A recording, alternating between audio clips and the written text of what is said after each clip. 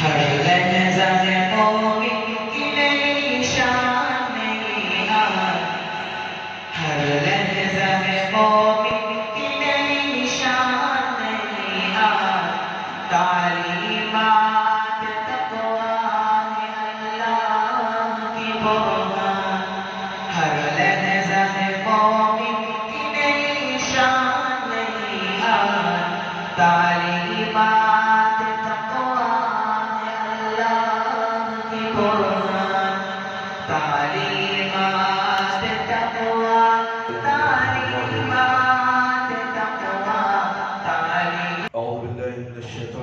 بسم الله الرحمن الرحیم. نماز پڑھو دو رکعت سنت نبی صلی اللہ علیہ وسلم تحیۃ المسجد. اعوذ باللہ من الشیطان الرجیم. بسم اللہ الرحمن الرحیم. ان الحمد للہ نحمده ونستعینه ونستغفره ونعوذ باللہ من شرور انفسنا ومن سیئات اعمالنا. من يهده الله فلا مضل له ومن يضلل فلا هادي له، واشهد ان لا اله الا الله وحده لا شريك له، واشهد ان محمدا عبده ورسوله. اعوذ بالله السميع العليم من الشيطان الرجيم من همزه ونفخه ونفسه. بسم الله الرحمن الرحيم. يا ايها الذين امنوا اتقوا الله حق تقاته ولا تموتن الا وانتم مسلمون. يا أيها الناس اتقوا ربكم الذي خلقكم من نفس واحدة وخلق منها زوجها وبث منهما رجالا كثيرا ونساء واتقوا الله الذي تساءلون به والأرحام إن الله كان عليكم رقيبا. يا أيها الذين آمنوا اتقوا الله وقولوا قولا سديدا يصلح لكم أعمالكم يغفر لكم ذنوبكم ومن يطع الله ورسوله فقد فاز فوزا عظيما. أما بعد فإن خير الحديث كتاب الله وخير الهدي هدي محمد صلى الله عليه وسلم وشر الأمور محدثاتها وكل محدثة بدعة وكل بدعة ضلالة وكل ضلالة في النار.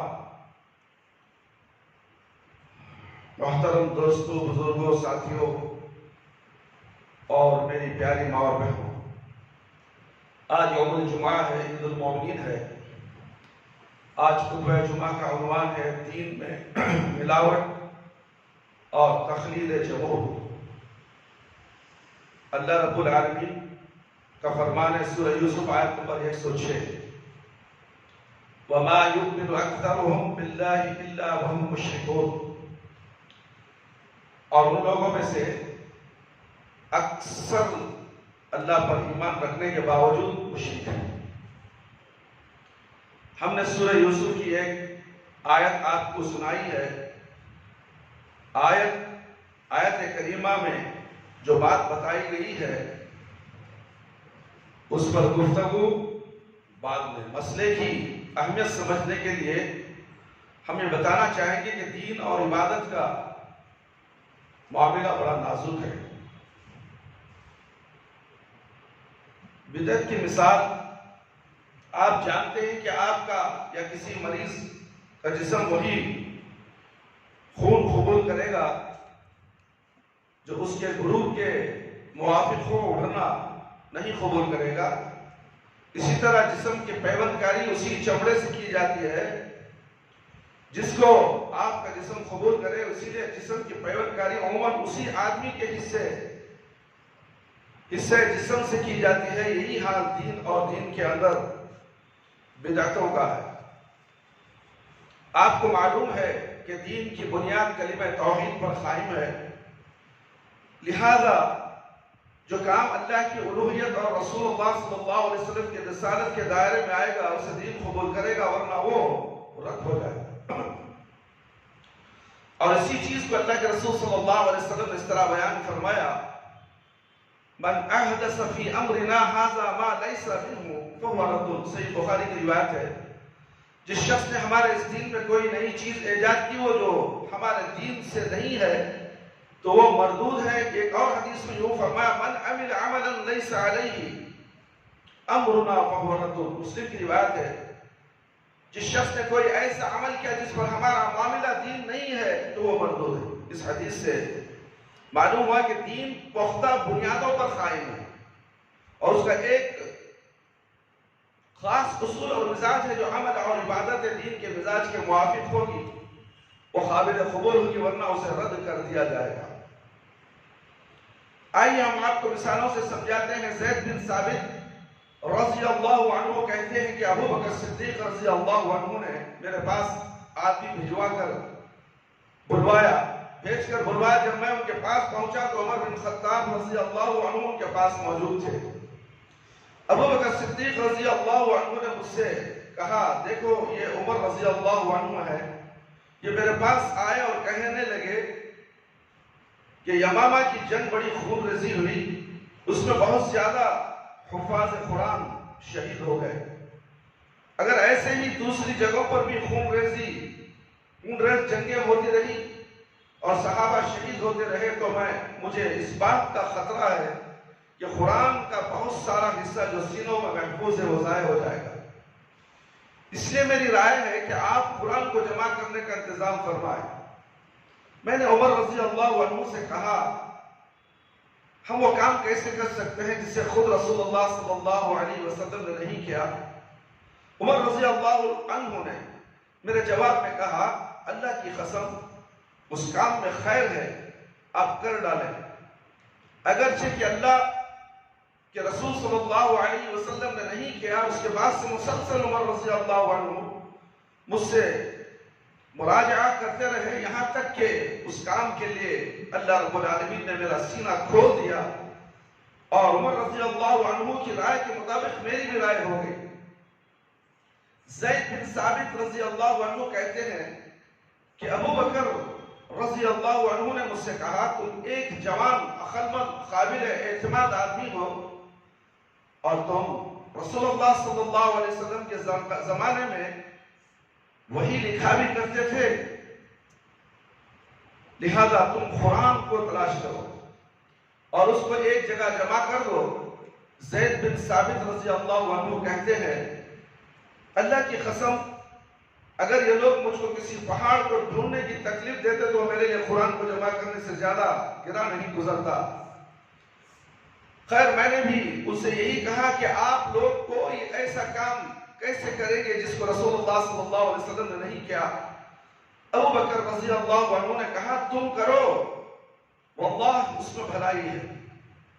بہرحال ابو بکر رضی اللہ عنہ برابر میرے پیچھے پڑے رہے یہاں تک کہ اللہ تعالیٰ نے ابو بکر رضی اللہ عنہ اور عمر رضی اللہ عنہما کی طرح میرا سینہ بھی کھول دیا. اب میں قرآن کو تلاش کر کے جمع کرنے لگا جو کھجور اور پتھر کی تختیوں پر لکھا ہوتا یا لوگوں کو یاد ہوتا. غرض کسی طرح میں نے جمع کیا یہاں تک کہ سورہ توبہ کی آخری آیت میں نے جو ابو خزیمہ رضی اللہ عنہ انصاری کے پاس لکھی ہوئی پائی اور کسی کے پاس وہ آیت نہ ملی. آیت یہ تھی لَقَدْ جَاءَكُمْ رَسُولٌ مِّنْ أَنفُسِكُمْ عَزِيزٌ عَلَيْهِ مَا عَنِتُّمْ. سورہ برات کے آخر تک تو پھر یہ صحیفے ابو بکر کی وفات تک ان کے پاس ہی رہے. ان کے بعد عمر رضی اللہ عنہ کی زندگی پھر اس کے پاس رہے. اس کے بعد ان کی بیٹی حفصہ رضی اللہ عنہ بنت عمر رضی اللہ عنہ کے پاس رہے. یہ صحیح بخاری کی روایت ہے. رسول اللہ صلی اللہ علیہ وسلم کی زندگی میں قرآن پاک کا نزول جاری تھا, اس لیے قرآن پاک کو ایک جگہ جمع کرنا ممکن نہ تھا. آپ کی وفات کے بعد وحی کا آنا بند ہو گیا اور جمع کرنا ممکن ہو گیا. ایک ایسا کام تھا جس کو رسول اللہ صلی اللہ علیہ وسلم نے نہیں کیا تھا اور نہ کرنے کا حکم دیا تھا. اسی لیے ابو بکر رضی اللہ عنہ اور زید بن ثابت رضی اللہ عنہما دونوں نے یہی جواب دیا کیف نفعل شیئا لم یفعله رسول اللہ صلی اللہ علیہ وسلم. ہم وہ کام کیسے کر سکتے ہیں کہ جس کو رسول اللہ صلی اللہ علیہ وسلم نے نہیں کیا ہے. اور دونوں کا ہی ایک جواب تھا ھذا واللہ خیر. ہاں یہ صحیح ہے کہ رسول اللہ صلی اللہ علیہ وسلم نے کام نہیں کیا ہے لیکن واللہ اس میں خیر ہے, اس لیے کرنا چاہیے. میرے بھائی میرے دوست اور خواتین اسلام، آپ غور کریں تو معلوم ہوگا ابو بکر رضی اللہ عنہ نے قرآن پاک کو اس لیے جمع کروایا کہ صحابہ اکرام رضی اللہ عنہ کی کثرت شہادت سے یا ان کی وفات سے ان کے بعد کا اندیشہ تھا کہ قرآن کا کچھ حصہ ضائع ہو جائے گا، اس لیے ضروری تھا کہ قرآن کے منتشر اوراق کو ایک جگہ جمع کر دیا جائے اور اس جمع قرآن کو خیر سے تعبیر کیا جائے۔ اس خیر کا ہونا آج ہماری آنکھوں کے سامنے ہے۔ دنیا کے جس حصے میں آپ جائیں وہاں قرآن کا وہی نسخہ پائیں گے جو آپ کے پاس اور آپ کے ملک میں ہے، سورتیں وہی، آیتیں وہی، ترتیب وہی، کمی اور زیادتی کا کوئی سوال ہی نہیں ہوتا۔ اگر ابو بکر رضی اللہ عنہ نے یہ کام نہیں کیا ہوتا تو آج قرآن پاک جس حال میں ہے اس حال میں نہیں ہوتا۔ یہ اللہ کا کرم تھا اور حفاظت قرآن کا ایک انتظام تھا جو اللہ تعالیٰ نے عمر رضی اللہ عنہ اور ابو بکر رضی اللہ عنہما کے دل میں پیدا کیا۔ تمام صحابہ اکرام رضی اللہ عنہم نے اس سے اتفاق کیا، کسی نے بھی اختلاف نہیں کیا۔ حدیث کے فوراً بعد متصلاً امام بخاری رحمۃ اللہ علیہ نے ایک اور حدیث نقل فرمائی ہے جس سے معلوم ہوتا ہے کہ عثمان رضی اللہ عنہ کے دور خلافت میں جو قرآن کو جمع کیا گیا تھا اس کا پس منظر یہ ہے کہ قرآن پاک تو قریش کی لغت پر نازل ہوا ہے، لیکن شروع میں لوگوں کی سہولت کے پیش نظر عرب کے دوسرے قبائل کی زبان اور لہجوں پر قرآن کی تلاوت کی اجازت تھی، لیکن جیسے جیسے اسلامی حکومت وسیع ہوتی گئی اور عرب و عجم کا اختلاط ہوتا گیا، قرآن پاک کی تلاوت میں اختلاف، لغت کی وجہ سے لوگوں میں اختلاف پیدا ہونے لگا، یہاں تک کہ لوگ ایک دوسرے کی تغلید کرنے لگے۔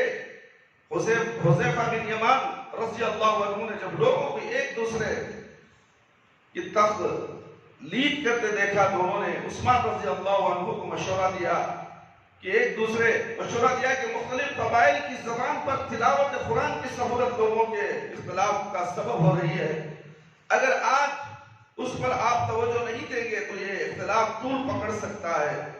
اور جس طرح یہود و نصارہ اللہ کی کتاب توریت اور انجیل میں اختلاف اور تحریف کا شکار ہوئے ہیں، وہی حالات مسلمانوں کی بھی ہو جائے گی۔ حذیفہ رضی اللہ عنہ کا مشورہ معقول تھا اور خود عثمان رضی اللہ عنہ کو بھی اس اختلاف کا ذاتی تجربہ تھا، اس لیے انہوں نے امام المومنین حفصہ رضی اللہ عنہما کے پاس سے وہ صحیفے منگوائے جن کو ابو بکر رضی اللہ عنہ نے جمع کیا تھا۔ 4 صحابہ اکرام پر مشتمل ایک کمیٹی بنا دی جس کے نام یہ ہیں: زید بن ثابت، عبداللہ بن زبیر، سعید بن عاص، عبد الرحمن بن حارث بن حشام رضی اللہ عنہم۔ ان لوگوں نے قرآن پاک کو صرف قریش کی لغت پر جمع کر دیا، اس کے مختلف نسخے تیار کرا کے اسلامی حکومت کے مختلف شہروں میں بھیج دیا گیا اور یہ حکم نافذ کر دیا گیا اور تاکید کر دی گئی کہ صرف مصحف عثمانی کے مطابق تلاوت کی جائے اور اس کے علاوہ جتنے نسخے ہیں سب کو جلا دیا جائے۔ الحمدللہ آج ہم دیکھ رہے ہیں کہ دنیا کے جس کونے میں آپ جائیں آپ کو وہی مصحف عثمانی ملے گا اور اسی کی لوگ تلاوت کرتے ہیں اور کسی نسخے میں کلمات، حروف، اعراب اور تلفظ میں کوئی فرق نہیں پائیں گے۔ ساری امت یہ تلاوت اور یہ قرات پر مجتمع ہے۔ دنیا کی کسی مذہبی یا غیر مذہبی کتاب میں ایسی ہم آہنگی اور ایسا اتفاق آپ نے نہیں پائیں گے۔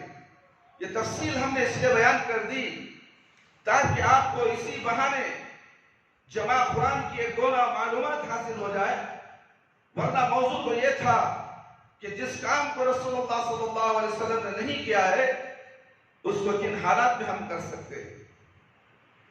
میرے بھائی، میرے دوست اور بزرگوں، ساتھیوں، آپ نے سنا کہ ابتداء اسلام میں قرآن پاک کی تلاوت عرب کے مختلف قبائل کی زبان پر جائز تھی اور یہ اجازت صرف اس لیے دی گئی تھی کہ لوگوں کو تلاوت کرنے میں سہولت اور آسانی ہو۔ عرب کے لوگوں میں جو قبائلی تہمس تھا وہ قبول اسلام میں مانے نہ ہو، لیکن یہ سہولت جب اختلاف نزاع اور ایک دوسرے کی تغلیب کا سبب بن گئی، اسی طرح جب اسلام کی محبت اور اس کی چاشنی لوگوں کے دلوں میں پیوست ہو گئی تو اب مختلف قبائل کی زبانوں پر تلاوت کی ضرورت باقی نہیں رہی.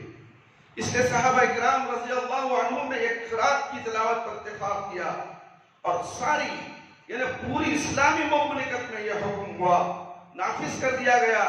یہ کلام بلا شبہ ایسا ہے جس کو رسول اللہ صلی اللہ علیہ وسلم نے نہیں کیا اور نہ آپ نے حکم دیا، لیکن یہ دین کی حفاظت کا ایک عظیم حصہ ہے اور امت کو اختلاف سے بچانا ہے.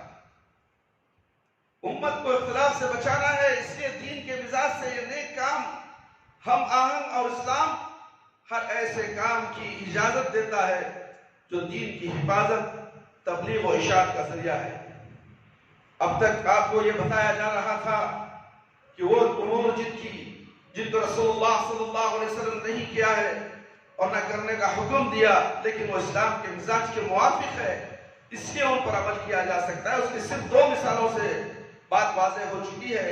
اس لیے اب ہم آپ کو بتانا چاہیں گے کہ ایسے امور جن کی اصل کتاب و سنت میں موجود ہے، لیکن ان کے آگے پیچھے دائیں بائیں کچھ ایسے امور چپکے ہوئے ہیں جو انہیں دار اسلام سے خارج کر دیتے ہیں. اگر ان پر عمل کیا جائے یا ان کو اپنا عقیدہ بنایا جائے تو بجائے اس کے اسلام کی حمایت اور حفاظت ہو، اسلام کی شفافیت و داغدار ہوتی ہے اور اسلام کی صحیح شکل و صورت مسخ ہونے لگتی ہے. بلکہ بعض ایسے بدعی امور بھی ہیں جن سے توحید کی جگہ شرک کو جگہ مل جاتی ہے اور اسلام کی جڑ کٹ جاتی ہے. لیجئے ایسے امور کی صحیح احادیث کی روشنی میں مثالیں سنیے اور عبرت حاصل کیجئے میرے بھائی میرے دوست. اسلام میں ایک فرقہ ہے جسے حروریہ یا خارجیہ کہا جاتا ہے. اس فرقے کے بارے میں نبی کریم صلی اللہ علیہ وسلم نے بطور پیشین گوئی کی ہے. صحابہ اکرام کو خطاب کرتے ہوئے فرمایا یہ لوگ اپنی نماز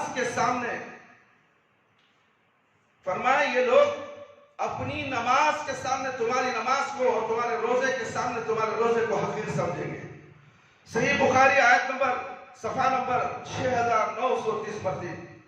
اندازہ کیجئے میرے بھائی میرے دوست، ان خارجیوں کی نماز کتنی لمبی ہوگی، کتنی گاڑی ہوگی، کتنی بھاری ہوگی. اللہ اکبر. ان کا روزہ کتنا زیادہ اچھا اور کتنا صاف ستھرا رہتا ہوگا. صحابہ رضی اللہ عنہم کی نماز اور ان کا روزہ ان کی نگاہ میں حقیر.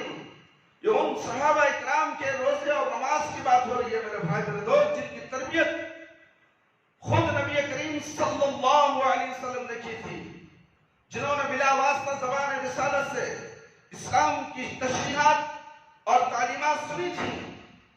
ان کی نماز خارجیوں کی نگاہ میں حقیر اور بے اعتبار نظر آ رہی ہے. خارجی قرآن پاک کی تلاوت زیادہ سے زیادہ اور اچھی سے اچھی کرتے تھے. تلاوت قرآن اور حفظ قرآن میں صحابہ سے بھی 2 قدم آگے تھے. یہاں تک کہ اہل قرآن اور قرآن ان کا لقب پڑ گیا تھا. یہ ہے ان کی عبادت اور تلاوت کا ایک پہلو. اب دوسرے پہلو کو سنیے میرے بھائی میرے دوست. ان ڈھیر ساری عبادتوں کے باوجود نبی کریم صلی اللہ علیہ وسلم نے ان کے بارے میں ارشاد فرمایا لَإِنْ أَنَا أَدْرَكْتُمْ لَأُخْتَلَنَّهُمْ خَتَلَ عَادٍ. صحیح بخاری کی روایت ہے. انبیاء 3340 صفحہ نمبر. یعنی نبی کریم صلی اللہ علیہ وسلم فرماتے ہیں ان خوارج کو اگر میں پا گیا تو سب کو مار کے بچھا دوں گا، جیسے قوم عاد کو مار کر گرا دیا گیا تھا. یہ تو آپ صلی اللہ علیہ وسلم نے اپنے بارے میں فرمایا ہے. مزید آپ صلی اللہ علیہ وسلم نے صحابہ اکرام رضی اللہ عنہ کو بتایا، تاکید فرمائی کہ اگر تمہیں ان کا زمانہ مل جائے، ان کو پا جاؤ تو ایک طرف سے ان کو مار کے ختم کر دو. ان کے قتل کرنے میں تمہیں قیامت کے دن اللہ کے ہاں ثواب ملے گا. فَإِنَّمَا لَقِيتُمُوهُمْ فَاقْتُلُوهُمْ فَإِنَّ فِي قَتْلِهِمْ أَجْرًا لِمَنْ قَتَلَهُمْ يَوْمَ الْقِيَامَةِ. صحیح بخاری 6930. تو جہاں تم ان کو پاؤ، قتل کرو، اس لیے کہ قیامت کے دن ان کے قتل کرنے والوں کو ثواب ملے گا۔ نماز، روزہ، تلاوت قرآن کی کثرت کے باوجود نبی کریم صلی اللہ علیہ وسلم ان خارجیوں کو مباح الدم قرار دے رہے ہیں۔ صحابہ اکرام کو تاکید فرما رہے ہیں کہ جہاں پاؤ انہیں مار ڈالو۔ آخر بات کیا ہے میرے بھائی میرے دوست؟ اتباع میں تو وہ صحابہ رضی اللہ عنہم سے بھی آگے نظر آ رہے ہیں۔ ان کا سبب عدم اطاعت ہے۔ اسلام اطاعت کے ساتھ، اتباع کے ساتھ اطاعت کا بھی حکم دیتا ہے۔ وہ اطاعت نہیں کرتے تھے، اتباع کرتے تھے۔ خوارج کے یہاں اتباع ہے، اطاعت نہیں ہے، اس لیے وہ مباح الدم قرار دیے۔ بعض خلفائے عباسیہ خلف قرآن کے قائل تھے، بلکہ اس عقیدے کے ماننے پر لوگوں کو مجبور کرتے تھے، علماء کو سزائیں دی گئی۔ یہ عقیدے کی زبردست گمراہی ہے، اس کے باوجود علماء اور ائمہ نے ان کی اطاعت سے انکار نہیں کیا۔ امام احمد بن حنبل رحمہ اللہ علیہ کو خلق قرآن کے مسئلے میں جیل اور کوڑوں کی سزا دی گئی تھی، لیکن جب ان سے پوچھا گیا یہ خلفائے زکوٰۃ کی رقم وصول کر کے عطر اور خوشبو میں صرف کرتے ہیں، اگر آپ کہیں تو یہ رقم ان کو نہ دی جائے، امام احمد بن حنبل رحمہ اللہ نے اس کی اجازت نہیں دی، اس لیے کہ اسلام عدم اطاعت کی اجازت نہیں دیتا۔ یہ مثال ہے اس بات کی کہ آدمی اسلام کے ایک جز کو مانے اور دوسرے جز کو نہ مانے، بلکہ اس کا انکار کرے تو اسلام سے خارج اور مباح الدم ہے۔ اس رسول کی اتباع، امیر معاویہ رضی اللہ عنہ جب طواف کرتے تو خانہ کعبہ کے چاروں کونوں کو ہاتھ لگاتے اور چومتے تھے۔ عبداللہ بن عباس رضی اللہ عنہما نے دیکھا تو ان سے کہا کہ نبی کریم صلی اللہ علیہ وسلم صرف حجر اسود اور رکن یمانی کو چھوتے تھے، مطلب یہ تھا کہ آپ چاروں کونوں کو کیوں چھوتے ہو؟ امیر معاویہ نے جواب دیا، لیس شیء من البیت محجور۔ جامع ترمذی یعنی بیت اللہ شریف کی کوئی چیز چھوڑنے کے لائق نہیں ہے، اس لیے میں ہر کونے کا احترام کرتا ہوں، ہر کونے کا استلام کرتا ہوں۔ صاحب تحفہ نے مجاہد کے واسطے سے اتنا زیادہ کیا کہ عبداللہ بن عباس رضی اللہ عنہما نے امیر معاویہ کو جواب دیا، لقد كان لكم في رسول اللہ اسوۃ حسنہ۔ گویا عبداللہ بن عباس رضی اللہ عنہ یہ کہا کہ ہم بیت اللہ شریف کی کوئی چیز چھوڑتے کہاں ہے؟ طواف کو ہم پورے بیت اللہ شریف کا کرتے ہیں، لیکن عمل اسی پر کریں گے۔ رسول اللہ صلی اللہ علیہ وسلم کا اسوہ ہے، آپ نے طواف پورے بیت اللہ شریف کا کیا ہے، ہم بھی طواف پورے بیت اللہ شریف کا کریں گے، لیکن استلام آپ نے صرف حجر اسود اور رکن یمانی کا کیا ہے، باقی دو رکنوں کا استلام آپ نے نہیں کیا، اس لیے ہم بھی دو رکنوں کا استلام کریں گے اور دو کا نہیں کریں گے۔ آپ کے اسوہ کا یہی تقاضا ہے۔ امیر معاویہ رضی اللہ عنہ شریعت کے مسائل میں ہم جیسے ضدی نہیں تھے، آج کی جو قوم ضدی ہے، شریعت بولو ہمارے امام صاحب ایسا بول رہی، ہمارے مسجد کے امام صاحب ایسا بول رہی، ہمارے مفتی صاحب ایسا بول رہے، نہیں، اللہ کے نبی صلی اللہ علیہ وسلم کی شریعت تمہارے آنکھوں کے سامنے آ گئے، کسی ملا، کسی پیر، کسی مرشد، کسی فقیر کی بات نہیں چلنے والی سوائے پیارے نبی صلی اللہ علیہ وسلم۔ ویسے ضدی آج کے زمانے کے جو معمولی طالب علم بھی اللہ کے نبی صلی اللہ علیہ وسلم کی بات بتائیں کہ یہ حدیث ہے، ماننے کے لیے تیار نہیں ہے، ضد کرتا ہے، نہیں ہمارے مفتی صاحب کے پاس ایسا ہے، ہمارے امام کے پاس ایسا ہے۔ میرے بھائی میرے دوست، غور و فکر کیجیے آج کے دور کو اور اس دور کو غور کیجیے، کیا وہ لوگ صحابہ رضی اللہ عنہ اللہ نے ان سے راضی نہیں ہوا؟ ان سے اللہ راضی نہیں ہوا، یہ اللہ سے راضی ہو گیا۔ رضی اللہ عنہم ورضوا عنہ کہا گیا ہے ان کو، تو پھر امیر معاویہ رضی اللہ عنہ نے پچھلے کی طرح ضد نہیں کی۔ عبداللہ بن عباس رضی اللہ تعالیٰ عنہ کا استدلال ماخوذ تھا، فوراً انہوں نے تسلیم کر لیا، فرمایا صدقتا عبداللہ، آپ صحیح کہتے ہیں۔ میرے بھائیوں، میرے دوستوں، بزرگوں، ساتھیوں اور خواتین اسلام، آپ سب لوگ جانتے ہیں کہ بیت اللہ شریف کا ہر ذرہ عزت و تکریم کا مستحق ہے. اس کا پورا وجود خیر و برکت اور ثواب و فضیلت کا باعث ہے. وہاں کی ایک نماز دوسری جگہوں کی 1,00,000 نماز کے برابر ہے. دن رات وہاں ان کی رحمتوں اور برکتوں کا نزول ہوتا رہتا ہے.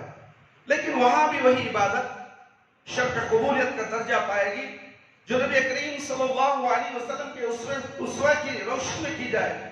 استلام طواف کعبہ کا یہ عمل ہے، لیکن جس عمل کا ثبوت ہے اس کو کریں گے، جس کا ثبوت نہیں ہے اس کو نہیں کریں گے. عبادت میں قیاس نہیں چلتا. کسی عبادت کے اندر کسی کا حکم نہیں، کسی کی آئیڈیا نہیں، کسی کا دماغ نہیں، کسی کا قیاس نہیں، کسی کا مشورہ نہیں. قال اللہ تعالی، اللہ نے جو کہا اطاع رسول اللہ کے نبی صلی اللہ علیہ وسلم نے کیا اطاعت کی ہے، ان کی اطاعت پر خاموش ہو جاؤ. قیاس اٹکل پچھو لگانا، یہ ایسا نہیں، یہ ویسا ہے، یہ ویسا نہیں، یہ ایسا ہے، ہمارے پاس ایسا ہے، یہ قرآن کی آیت ہمارے امام کی بات سے ٹکرا رہی ہے، ہم قرآن کی آیت کو ہی چھوڑ دیں. اللہ اکبر! کتنا بڑا گھوٹالا ہو رہا ہے، دین کے اندر ملاوٹ ہو رہی ہے.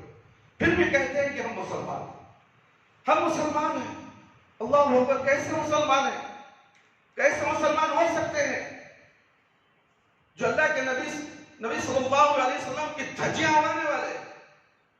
پوری نماز، جو نماز کو دین کا ستون کہا گیا ہے، صلو کما رأیتمونی اصلی، کیا نماز اس طرح پڑھتے ہو جس طرح نبی کریم صلی اللہ علیہ وسلم نے نماز پڑھی؟ تو پھر تم کیسے کہہ سکتے ہو کہ ہماری نماز قابل قبول ہے؟ تمہاری قابل قبول نہیں، تمہاری نماز رد کر دی جائے گی. میرے بھائی، میرے دوست، سمجھنے کی ضرورت ہے. کرونا آیا، عذاب کی شکل میں کئی انسانوں کو نوالا بنا لیا. پھر بھی آج ہم آپس کے فرقے بازی میں، اماموں کی ٹانگیں پکڑ کر کھینچنے میں، یہ میری مسجد، یہ تیری مسجد، یہ تیرے باپ کی مسجد، یہ میرے باپ کی مسجد. مسجد کسی کے باپ کی نہیں، سب مسجد اللہ کی ہے، مگر وہاں حکم اللہ رب العالمین کا چلنا چاہیے. وہاں شریعت پیارے نبی صلی اللہ علیہ وسلم کی شریعت چلنی چاہیے. کسی کے باپ کی شریعت نہیں چلے گی، کسی کے دادا کی شریعت نہیں چلے گی. غور کر دیکھو مساجد کے اندر کن کن لوگوں کی شریعتیں چل رہی ہیں، کیا کیا ڈھڈولا پیٹا جا رہا ہے. اللہ اکبر، اللہ اکبر! گنانے لگے تو معلوم نہیں ہوتا کہ مساجد بھی مسلمانوں کے ہیں، جہاں تکرار، لڑائی، جھگڑے، بحث و مباحثے صرف ایک نماز کو لے کر. اللہ اکبر! وہ نماز دین کا ستون، جس کی نماز نہیں وہ کامیاب نہیں. قیامت کے دن میدان حشر میں وہ کامیاب نہیں ہوگا. جس کی نماز درست نہیں ہے، وہ نماز جو پیارے نبی صلی اللہ علیہ وسلم کے طریقے کے مطابق نہیں پڑھی، کسی ملا، کسی پیر، کسی مفتی، کسی امام، کسی فقیر، کسی مرشد، نہ جانے تم کن کن کی پوجا کرتے ہو ان کے بتائے ہوئے طریقے سے اگر تم نے نماز پڑھ لی دنیا کے اندر تم تو مرو گے. ہر انسان کو موت کا مزہ چکھا ہے. کوئی دنیا میں زندہ رہنے کے لیے نہیں آیا، زندگی اللہ نے دی موت کے لیے. موت کی تیاری کرو، اس تیاری میں نماز بڑی اہم کام آتی ہے. نماز تمہاری پیارے نبی صلی اللہ علیہ وسلم کے سنت کے مطابق ہے تو خبر میں بھی تم بچو گے. تمہاری نماز تمہارے آڑے آ کر کھڑی ہو جائے گی. سوال و جواب سے بچ جاؤ. وہی سوال تم دو گے، جواب دو گے جو تم نے دنیا میں پیارے نبی صلی اللہ علیہ وسلم کی شریعت پر عمل کر کے اس دنیا سے گئے تھے. خبر کے اندر آخری سوال کیا تھا؟ خبر کے اندر تیسرا سوال، من نبیوں کا، تمہیں نبی کا پتہ نہیں ہے. ہمیں نبی کیا بول کر گئے دنیا میں آ کر، شریعت کیا دی ہمیں، کون سی شریعت پر ہم عمل کرنا ہے، یہ کسی مسلمان کو معلوم ہی نہیں ہے. بس نماز پڑھ لیں گے، جا کر 2 رکعت کی 4 رکعت کے ٹھوم ماریں گے، سلام پھرتے ان کو بھاگیں گے. پھر دنیا میں جھوٹ، گھسٹ، دھوکہ، اس کا مال کھاؤ، اس کا مال کھاؤ. جھوٹ تو ایسا ہے کاروبار کے اندر، اللہ اکبر، اللہ اکبر، وہ جو پیسہ تم کماتے ہو، اللہ اکبر، اس کے اندر برکت کہاں ہے؟ تو پھر تمہیں دین سمجھ میں کیسے آئے گا؟ تمہارا کھانا پینا حرام ہو چکا ہے، تمہارا اٹھنا بیٹھنا حرام، تم اپنے بیوی بچوں کو حرام کے نوالے کھلاتے ہو اور پھر کہتے ہیں کہ میں مسلمان ہوں، میرا نام عبد الرحمن ہے، میرا نام عبداللہ ہے، عبد الغفور ہے، عبد الرحیم ہے. نہ جانے تم کتنے نام رکھ لو، مگر تمہارے اعمالوں سے تمہیں پہچانا جائے گا.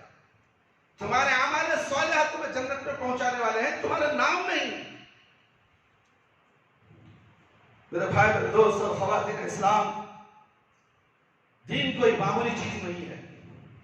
جیسا چاہے ویسا عمل کریں گے. آئے دنیا کے اندر خوب کمایا, نمازوں کے لیے وقت نہیں, نمازوں کے لیے وقت نہیں ہمارے پاس. کاروبار کے لیے تو صبح کے 7 بجے سے لے کر رات کے 11 تک وقت ہے. پھر بھی ہم مسلمان. مسجد بازو ہے, دکان بازو ہے, کارخانے بازو ہیں, گھریں بازو ہیں, یہ پھر بھی مسلمان بھی ہیں. اور اذان ہوتی ہے تو ان کے کانوں میں اذان کی آواز نہیں گھسی, اس لیے کہ شیطان ان کے کانوں میں پیشاب کر دیا. شیطان صبح میں ہر انسان کے کان میں پیشاب کرتا ہے. میرے بھائی اور دوست, جب وہ صبح کی نماز کے لیے مسجد کو آ جاتا ہے, اٹھ جاتا ہے, تو شیطان پیشاب نہیں کرتا. اذان سے پہلے شیطان تمہارے گدی میں 3 گھاٹیاں ڈالتا ہے. 3 گھاٹیاں یاد رکھو. ہر روز جادو کرتا ہے تمہیں شیطان. بابا نے جادو نہیں کی, تمہاری خالہ نے جادو نہیں کی, تمہاری چچانی نے جادو نہیں کی, بابا نے جادو حسد کے مطابق جو جادو نہیں کی. یہ شیطان ہی ہے جو تمہیں روز جادو کرتا ہے. اور شیطان ان عاملوں کو, ان غلیظ قسم کے عاملوں کو شیطانی جادو سکھاتا ہے. شیطان کے پاس ہی جادو سیکھتے ہیں. شیطان تو کھلا دشمن ہے تمہارا, اور ہر روز تمہیں 3 گھاٹیاں ڈالتا ہے. اذان ہوئی, اڑ گئی, 1 گھنٹی کھل گئی. وضو کر لیا, دوسری گھنٹی کھل گئی. 2 رکعت نماز گھر میں پڑھ لیے, تیسری گھنٹی کھل گئی. تو پھر شیطان کو پیشاب کرنے کا موقع کہاں ملا؟ اگر تم نماز کو نہیں اٹھ رہے ہیں تو شیطان جادو بھی کرے گا, اور پھر شیطان پیشاب بھی کرے گا. جیسے جیسے پیشاب تمہارے جسم کے اندر پیوست کرتا جائے گا, یہاں تک کہ دل میں جائے گا, وہ دل سردہ ہو کر مردہ ہو جائے گا. کوئی دن کے بعد اس میں اثر نہیں کرنے والا. ملا چیخنے دو, چلانے دو, اذان مؤذن بار بار پکارنے دو, کیوں؟ دل مردہ ہو چکا ہے. جو دل سڑ گیا ہے, کیا اس کے اندر کوئی دن کی بات بیٹھے گی؟ ذرا غور کیجئے مسلمانوں, خواتین اسلام. یہاں فسق و فجور, عصیان و نافرمانی میں غلو کی بات نہیں کی جائے گی, بلکہ عبادت میں غلو مراد ہے. عبادات مطلوب اور مقصود ہیں, اللہ کی رضا اور بخشش کا سبب ہے. اگر عبادات سے غفلت برتی جائے تو قیامت کے دن ہماری گرفت کی جا سکتی ہے. ہمیں پکڑتا ہے اللہ رب العالمین قیامت کے دن. ایمان کا دعویٰ ہوتے ہوئے کسی بھی معمولی عبادت کا انکار آدمی کو دائرۂ ایمان سے خارج کر دے گا. یہ ہے عبادت کی اہمیت. لیکن اگر عبادت کی جائے اور اس میں غلو اختیار کیا جائے, یا کسی عبادت کی وجہ سے کسی کی حق تلفی ہو رہی ہو, یا دین میں جو کیفیت مطلوب ہے اسے انحراف ہو رہا ہو, تو ایسی عبادت اللہ کو مطلوب نہیں ہے. اس سے پرہیز کرنا چاہیے. لیجیے سنیے ایک حدیث. ابو حذیفہ رضی اللہ عنہ کہتے ہیں کہ رسول اللہ صلی اللہ علیہ وسلم نے سلمان رضی اللہ عنہ اور ابو دردہ رضی اللہ عنہ کے درمیان موافقت بھائی چارہ کرائی تھی. ایک مرتبہ ابو دردہ گھر پر نہیں تھے, ان کی بیوی ام دردہ موجود تھی. ان کو دیکھا تو پھٹا پرانا اور میلا کچیلا کپڑا پہنے ہوئے ہیں. سلمان رضی اللہ عنہ نے پوچھ دیا کیا بات ہے, کیوں اس بوسیدگی کی حالت میں ہیں؟ انہوں نے کہا تمہارے بھائی ابو دردہ دنیا سے بے نیاز ہو چکے ہیں, دنیا سے بے نیاز ہو چکے ہیں, کس کے لیے زینت اختیار کروں, یہ کہتے ہیں. اتنے میں ابو دردہ رضی اللہ عنہ آ گئے. کھانا تیار ہوا تو ابو دردہ رضی اللہ عنہ نے سلمان رضی اللہ عنہ سے کہا آپ کھا لیجئے, میں تو روزہ ہوں. سلمان رضی اللہ عنہ نے کہا جب تک آپ نہیں کھائیں گے میں بھی نہیں کھاؤں گا. اللہ اکبر. خیر ابو دردہ رضی اللہ عنہ نے نفلی روزہ توڑا. فرض روزہ نہیں تھا, وہ نفلی روزہ تھا. نفلی روزہ توڑا اور ساتھ میں کھانا کھایا.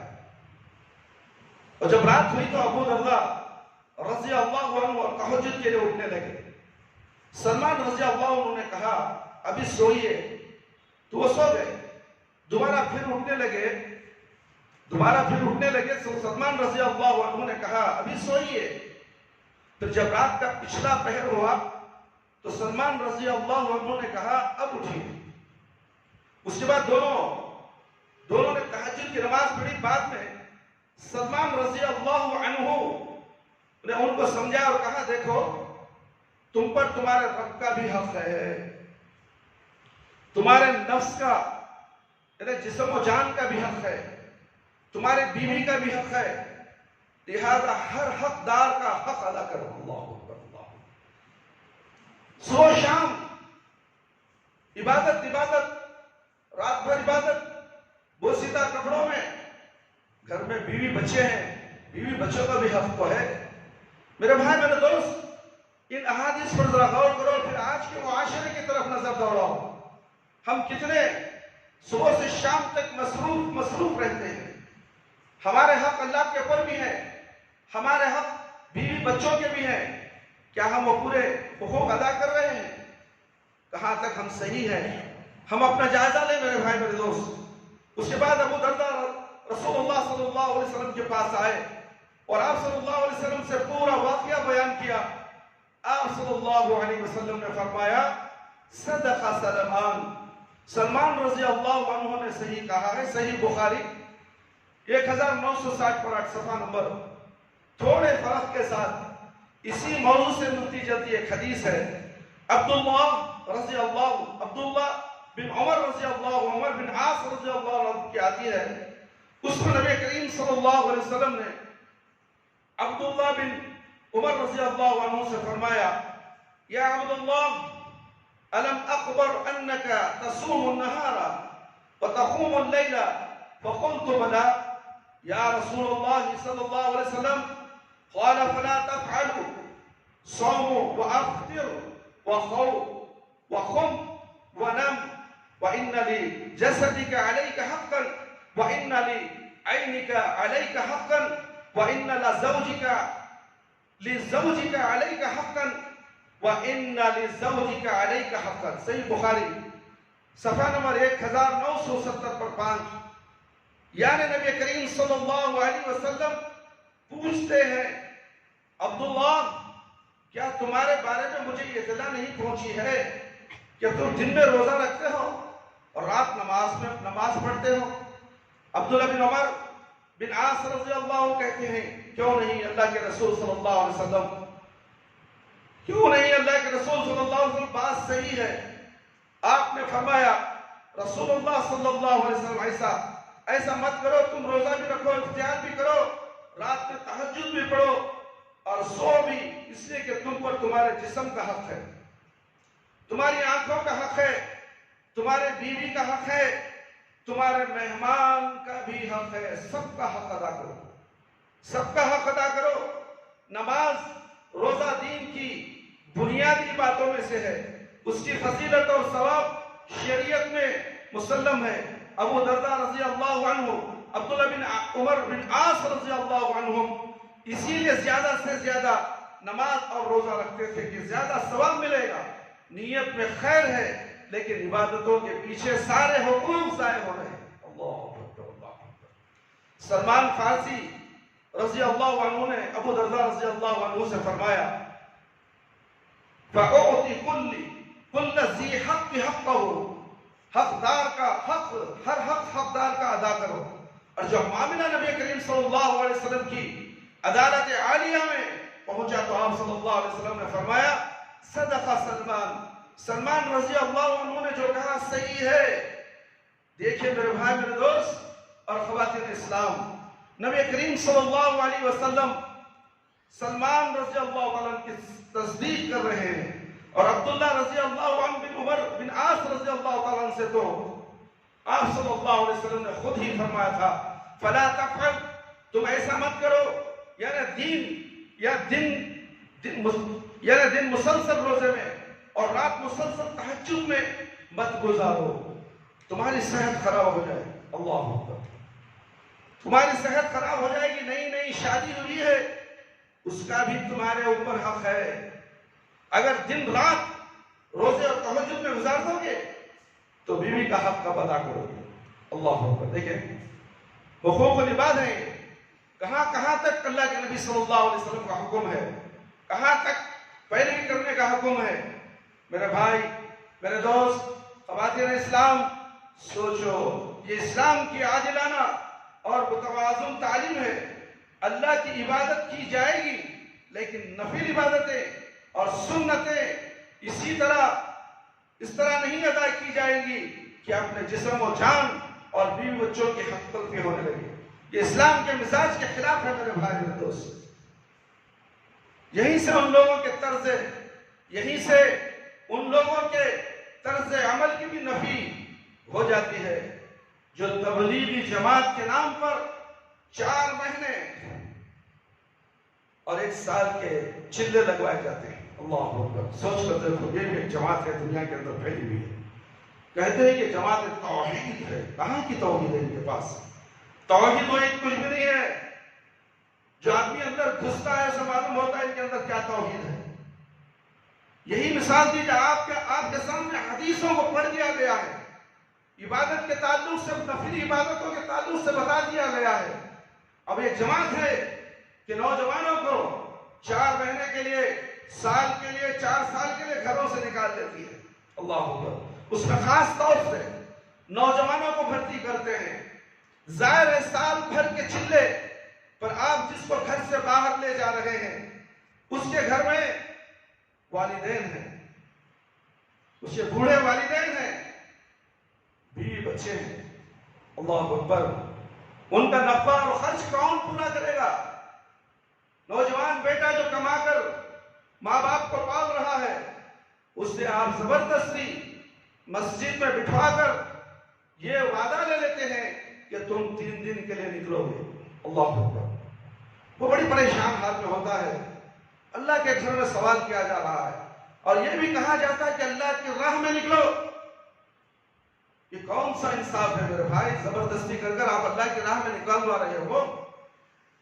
یہ آپ کسی کو زبردستی نہیں کرتے اسی دین کی طرف، اس لیے کہ اس کے گھر میں اس کے ماں باپ زندہ ہیں، اس کی کمائی کے محتاج ہیں، وہ روزی روٹی کمائے گا، اپنے ماں باپ کو کھلائے گا، اور اسے آپ 3 دن کے لیے بول کر 40 دن کے لیے لے کر نکل جاتے ہو۔ 3 دن جیسے ہی ختم ہوا کسی علاقے میں، پھر وہاں پر زوردار اسے تقریر واز سنائی جاتی ہے اور اسے ابھار کر کہا جاتا ہے کہ تم 3 دن تو کر لے، ماشاءاللہ ماشاءاللہ، اب تم اللہ کی راہ میں اب تم قربان ہو جاؤ، 40 دن کے لیے بھی نکل جاؤ۔ اللہ تمہاری عبادت کو قبول کرے، تمہارے ارادے کو قبول فرمائے۔ اس طریقے سے بھولے بھالے مسلمانوں کو آپ 3 دن کے بعد 40 دن، 40 دن کے بعد 1 سال کے لیے اسکا کر آپ اسے گھر سے باہر کر دیتے ہو۔ کیا یہ عبادت صحیح ہے؟ گھر میں ہیں، بیوی بچوں کے ساتھ ہیں، رات دن عبادت کی ضرورت نہیں ہے، نفل روزے رکھنے کی ضرورت ہے، اس لیے کہ تمہارا حق تمہارے بیوی بچوں پر ہے، تمہارے بیوی پر بھی ہے۔ اور یہاں دیکھو والدین کی خدمت کون کرے گا؟ بیوی بچوں کے حقوق، رشتے و ناتوں کے حقوق کون ادا کرے گا؟ آپ نے سنا گھر رہ کر کثرت عبادت سے اگر کس کی حق تلفی ہو رہی ہے تو نبی کریم صلی اللہ علیہ وسلم نے فرمایا فلا تفعل، آئندہ ایسا مت کرو، آئندہ ایسا مت کرو۔ گھر سے باہر رکھ کر بدرجہ اولا حق تلفی ہوگی، گھر میں رکھ کر عبادت ایسا مت کرو، بول رہے ہیں اللہ کے نبی، اور تم گھر سے باہر رکھ کر اپنے بیوی بچوں کی، اپنے والدین کی حق تلفی نہیں ہو رہی ہے۔ حقوق العباد کے اندر حق تلفی کر کر تم کون سی عبادت کر کے اللہ کو کیا جتانا چاہتے ہو؟ کیا وہ تمہاری عبادتیں قبول کرنے والا ہے؟ اس لیے کہ گھر کے اندر بیوی بچے بھوکے ہیں، بوڑھے ماں باپ ہیں، تمہاری ضرورت ہے وہاں پر۔ یہاں تک کہ اللہ کے نبی صلی اللہ علیہ وسلم کے پاس ایک صحابی آئے، انہوں نے کہا کہ میں جہاد پہ جانا چاہتا ہوں۔ اللہ کے نبی صلی اللہ علیہ وسلم نے پوچھا کیا جہاد یہ تبلیغی جماعت سے کم نہیں، بڑا ہے جہاد؟ جیسے ہی جائے گا ختم ہوگا سیدھے جنت پہ چلا جائے گا۔ یہ تبلیغی جماعت تو گلیاں گلیاں شہر شہر گھومتے پھرتے ہیں، عبادت کے نام پر پوری دنیا کی سیر ہو جاتی ہے۔ وہاں سیر نہیں ہوتی میرے بھائی، جہاد ہوتا ہے، جہاد۔ تلوار کی زد پہ گردن ہوتی ہے۔ آج کی زد تو گولیوں کے توپوں کے نشانے میں ہوتی ہے۔ آج کی جہاد اگر جہاد کا حکم ہو جائے توپوں سے تو اڑا دیا جائے گا، شہر کے شہر تباہ کر دیے جائیں گے۔ جہاد اسے کہا جاتا ہے۔ تو ایک صحابی رسول صلی اللہ علیہ وسلم جہاد کے لیے اللہ کے نبی صلی اللہ علیہ وسلم سے بیعت کرنے کے لیے آتے ہیں کہ میں بھی جہاد میں جانا چاہتا ہوں۔ پیارے نبی صلی اللہ علیہ وسلم سوال کرتے ہیں اسے، تمہارے ماں باپ زندہ ہیں؟ اللہ اکبر، پوچھ رہے ہیں جہاد میں جاؤں گا، مجھے جنت ملے گی، میں شہید ہو جاؤں گا، مگر سوال کیا کیا جا رہا ہے؟ جہاد کا موسم چل رہا ہے، لوگ کٹ رہے ہیں گاجر مولی کی طرح اور شہید ہو رہے ہیں، اور ایک صحابی رسول آ کر پوچھتے ہیں کہ مجھے جہاد میں جانا ہے۔ اللہ کے نبی صلی اللہ علیہ وسلم اطمینان سے پوچھتے ہیں کہ تمہارے ماں باپ زندہ ہیں؟ اللہ اکبر، اللہ اکبر۔ ماں باپ کا درجہ کتنا بلند ہے میرے بھائی۔ دنیا سے اگر تمہارے ماں باپ چلے جائیں، کسی بازار میں تمہارے ماں باپ نہیں ملتے، کسی کی ماں مر گئی، کیا وہ بچے کو دوبارہ ماں ملے گی؟ وہ ماں کا خلا کتنا مشکل ہے، کوئی بھر سکتی ہے وہ ماں۔ باپ اگر گھر سے چلا جائے، باپ کا انتقال ہو جائے، گھر ٹوٹ کر بکھر جائے، ٹوٹ کر بکھر جائے، حصے داریاں جائیداد بڑھ جائیں گی، تہس نہس ہو جائے گا۔ پیارے نبی صلی اللہ علیہ وسلم پوچھتے ہیں کہ تمہارے ماں باپ زندہ ہیں؟ ہاں زندہ ہے، جاؤ ان کی خدمت کرو، اس میں جہاد ہے۔ اللہ اکبر، ان کی خدمت میں جہاد ہے۔ اور تم اللہ کے نبی صلی اللہ علیہ وسلم کی اس حدیث سے بھی تم آگے نکل گئے، نہیں اللہ کی راہ میں چلو، ماں باپ کو چھوڑو، اللہ پال لے گا۔ واہ کیا جماعت ہے جی، جماعت ہے۔ کون سمجھا ان لوگوں کو؟ اندھ بھکت، ان کو کہا جاتا ہے اندھ بھکت، اندھے ہو، اندھی عبادت، نہ حدیث سے ان کو کوئی لینا دینا، نہ قرآن کی آیتوں سے ان کو کوئی سروکار، بس اندھی بھکت۔ ہمارے امیر نے کہا چلو، ہاں اور ایک بات بتا دو میرے بھائی میرے دوست، حلال و حرام کی بھی تمیز نہیں ہے ان کے پاس۔ ان کے کاروبار کرنے والے برما بازار چلے جاؤ، بہت سے علاقوں میں چلے جاؤ، اسمگلنگ کے کام کرتے ہیں، حرام کی تجارت بھی کرتے ہیں، تھوڑا سا حصہ مسجد کے لیے مدرسے کے لیے دے دیتے ہیں، اور سمجھتے ہیں کہ یہ بلیک منی وائٹ ہو گئی۔ اور تو اور جماعت کسی محلے میں جاتی ہے، کہیں چہلم کا کھانا ہوتا ہے، کہیں 11ویں کا کھانا ہوتا ہے، کہیں 12ویں کا کسی رسم و رواج کا بھی کھانا ہوتا ہے، لوگ کہتے ہیں کہ اتنا کھانا بچ گیا ہے، لوگ آئے نہیں ہیں، ایک کام کریں کہ جماعت آئی ہوئی ہے، جب ان کو بلا کر کھلا دو۔ اللہ اکبر۔ پھر عشاء کی نماز کے بعد ایک آدمی آتا ہے مسجد میں، کہتا ہے جماعت کتنی ہے؟ 50 آدمی آئیں گے، چلو کھانا ریڈی ہے کھا لو، اور امیر صاحب کہتے ہیں کہ چلو چلو بھائی اللہ کا رزق آ گیا ہے کھا لیں گے، یہ جو پکا ہوا ہے ہمارا سویرے ناشتہ کر لیں گے۔ میرے بھائی میرے دوست دیکھو، یہ امیر نے کبھی سوچا وہ کھانا جو ہے کیسا ہے، کہ حلال ہے یا حرام ہے؟ ان کو حلال حرام کی تمیز نہیں ہے، اور کہتا ہے امیر کیا؟ اللہ اکبر، چلو بسم اللہ بول کے کھا لیں۔ اللہ، میں نے ایک شخص سے اسی طرح کہا، جس طرح تم بسم اللہ بول کر کھا لیے ہو، آج میں ایک چیز تمہارے سے کرنے والا ہوں۔ 2 گھنٹے اس آدمی کو میں نے سمجھاتا رہا، کتابیں دکھاتا رہا، حدیث دکھاتا رہا، مگر وہ اپنے امیر کی ہی بات کرتا رہا۔ 2-3 گھنٹے ہونے کے بعد اٹھ کر کھڑے ہو گئے دونوں بھی، میں بھی کھڑا ہو گیا، وہ بھی کھڑا ہو گیا، اور اس کے بعد میں نے کہا دیکھو، ایک تھپڑ رسید کیا میں زور سے کندھے پر، اس کو بسم اللہ بول کے مارا زور سے، کندھے پر پنجوں کے نشان بڑھ گئے، بلکہ وہ گورا تھا، ہاتھ لالا ہے، اس کے والد بھی اس کے ساتھ تھے، اس کے والد اس لڑکے کو سمجھانے کے لیے آئے تھے، اس لیے کہ وہ بھی تبلیغ کی جماعت میں، بریلوی جماعت میں تھے۔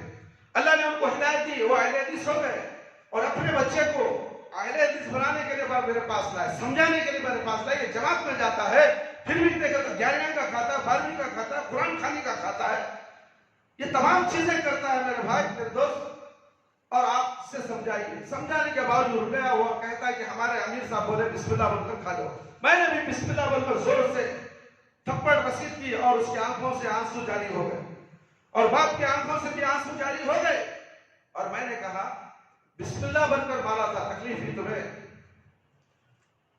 بسم اللہ بن کر میں مارا، تکلیف ہوئی؟ تمہاری آنکھوں سے آنسو کیوں آئے؟ فوراً اس لڑکے نے میرے ہاتھ پکڑ لیا. حضرت بہت اچھا طرح سمجھاتا رہتا ہے. آج کے بعد اس تبلیغی جماعت کے اندر پیر میں نہیں رکھوں گا، حرام کا ایک نوالا نہیں کھاؤں گا. جس طرح مجھے مار پڑے گی بسم اللہ کے بعد بھی، اسی طرح بسم اللہ پڑھ کر کھانے سے وہ کھانا حلال نہیں ہوتا، حرام نہیں ہوتا ہے. آج مجھے علم آ گیا. آج وہ لڑکا اہل حدیث ہے. بریلویوں کے، خبر پرستوں کے، درگاہوں کے، مجاوروں کے تلوے چاٹنے والا تبلیغی جماعت میں چلا گیا تھا. آج وہاں سے نکل کر جماعت اہل حدیث کے جماعت میں ہے. لوگوں کو دعوت تبلیغ کا کام بھی کرتا ہے. اللہ اکبر، اپنی روزی روٹی بھی کماتا ہے. یہ ہے اہل حدیث، یہ ہے عقیدہ، یہ ہے اسوہ رسول صلی اللہ علیہ وسلم. اللہ اکبر. کہاں تک سمجھاؤں، کہاں تک کہوں؟ کہتے کہتے وقت نکل جا رہا ہے. انسان کی عمر گھٹ جا رہی ہے. کرونا آ رہا ہے، لوگ مر کے چلے جا رہے ہیں، مگر مسلمانوں کا حل نہیں آیا. ابھی بہت سے بیماری آنے والی ہیں. ابھی وقت ہے میرے بھائی، سمجھ جاؤ. صحیح دین کیا ہے جان لو. ایک اللہ کی بات سن لو، ایک نبی کی بات سن لو. کلمہ لا الہ الا اللہ کا تقاضا کیا ہے اسے پورا کر لو. جب تمہارے کرونا سے نہیں، کرونا کے باپ دادا سے بھی موت آ جائے، تمہیں کوئی غم نہیں ہوگا. تم خوشی خوشی اس دنیا سے چلے جاؤ گے. ایسی وبائی بیماری میں تم مرو گے تو شہید کہلاؤ گے. اگر تم نے عقیدے کو درست نہیں کیا، تمہارے اعمال نامے درست نہیں ہیں، ایسی ہزاروں بیماریاں، وبائی بیماری آئیں گی. اگر تمہاری موت ہوگی تو تمہیں جہنم میں ہی جانا پڑے گا. اس لیے کہ تمہارا عقیدہ غلط ہے. تمہارے عقیدے کے مطابق ہی تمہیں شہید کا درجہ ملنے والا ہے. تمہارا عقیدہ نہیں ہے، وبائی بیماری میں مرو گے تو تم شہید نہیں کہلاؤ گے، لوگوں کے منہ سے شہید کہلاؤ گے. مگر اللہ کے پاس شہید کا درجہ تمہیں ملنے والا نہیں ہے. اس لیے میرے بھائی، میرے دوست، یہ طرز عمل اللہ کے نبی صلی اللہ علیہ وسلم کے فلا تفعل، آئندہ ایسا مت کرنا، تو گھر سے باہر رکھ کر تو درجہ اولا حق تلفی ہوگی. اور بلا شبہ طرز عمل فرمان رسول صلی اللہ علیہ وسلم کے خلاف ہوگا. کسی کے حق تلفی کی بنیاد پر جب ایک منسوس عبادت سے روکا جا سکتا ہے تو چلہ بہرحال روکا جا سکتا ہے. اس لیے کہ اولاً اس کا جواب محل نظر ہے، اور ثانیاً اس سے لوگوں کی حق تلفی ہوتی ہے. اسلام ایک ایسا مذہب ہے جو سارے لوگوں کے جائز جذبات اور خواہشات کا احترام کرتا ہے. اس لیے وہ کسی ایسی عبادت کو برداشت نہیں کرتا جس میں کسی قسم کی ملاوٹ ہو یا کسی کے جائز حقوق کی حق تلفی ہو رہی ہو.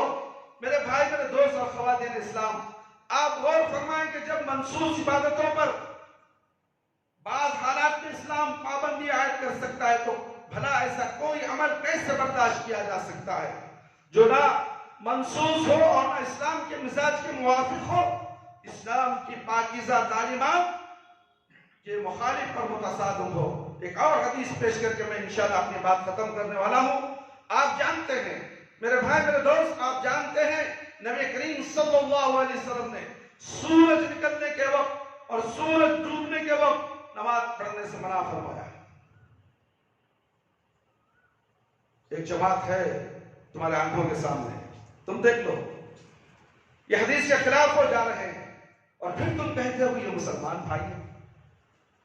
حدیث کے خلاف عمل کرنے والا مسلمان نبی صلی اللہ علیہ وسلم کی امت کا ایک فرد کیسے ہو سکتا ہے؟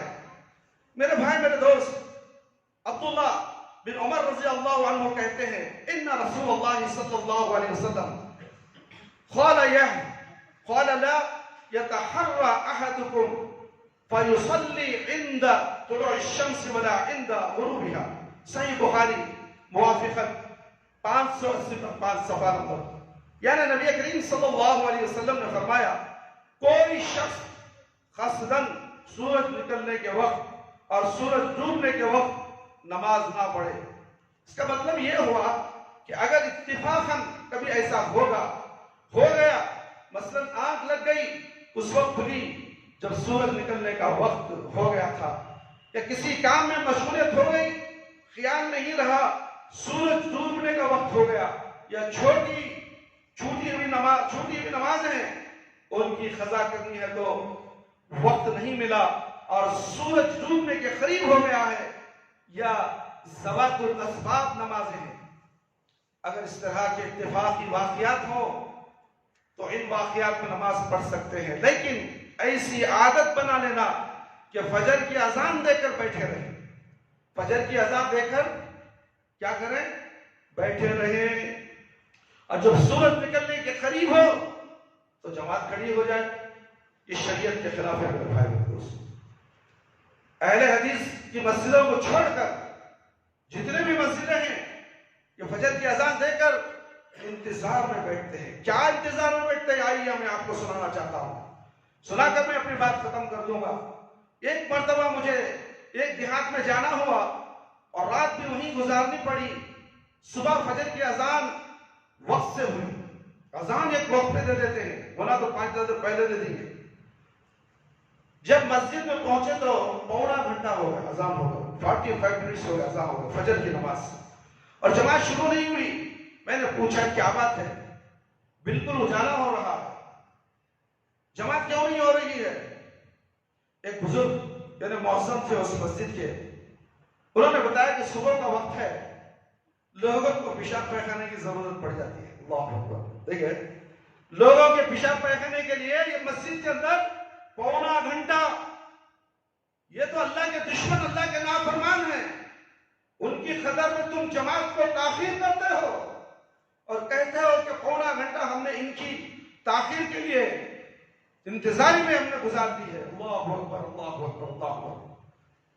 لوگوں کو پیشاب پاخانے کی ضرورت ہوتی ہے، اس لیے دیر سے پڑھتے ہیں تاکہ لوگوں کو جماعت مل جائے۔ اللہ اکبر، واہ، قربان جائیے اسی جماعتوں پر۔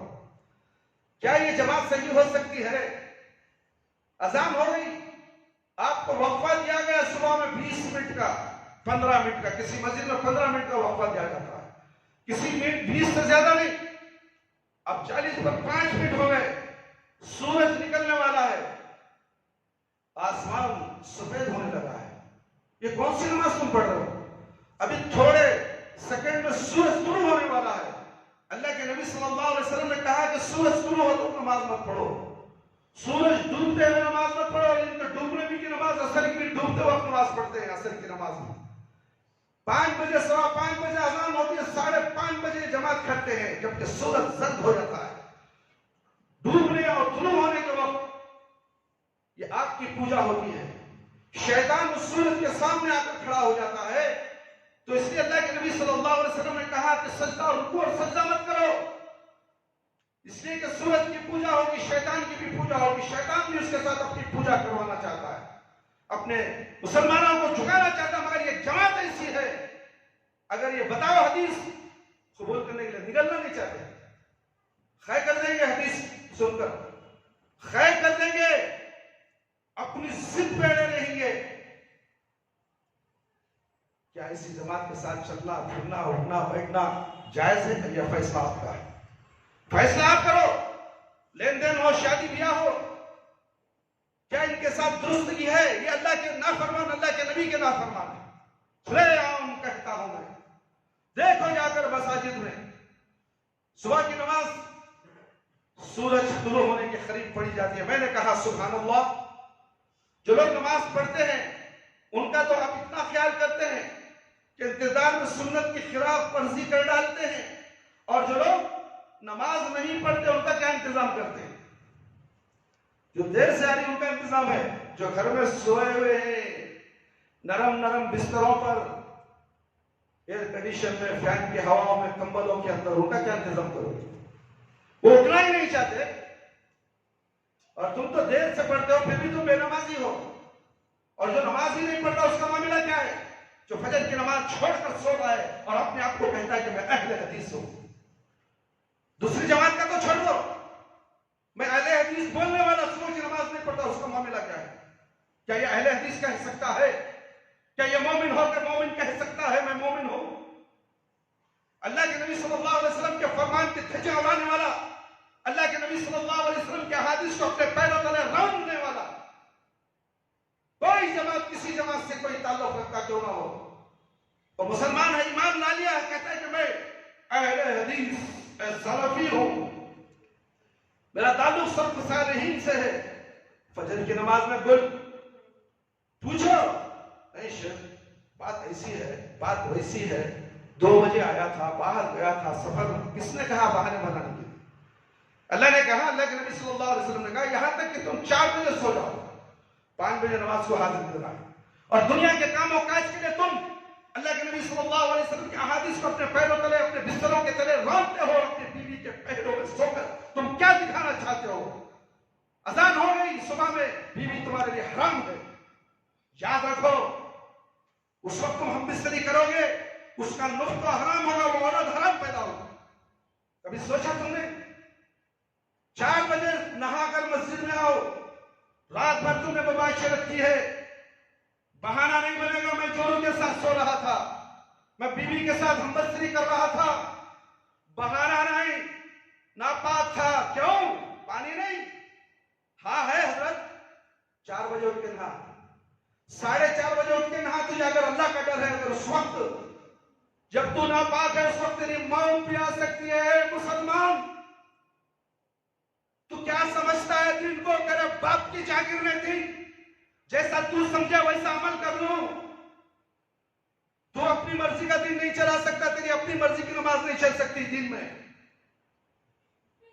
اللہ کا حکم جو ہے اول وقت نماز پڑھو، نہیں پڑھتے ہو تو تمہاری نماز ضائع ہو گئی، قیامت کے دن خسارہ اٹھانے والوں میں سے ہو جاؤ۔ کون دے گا وہاں عبادتوں؟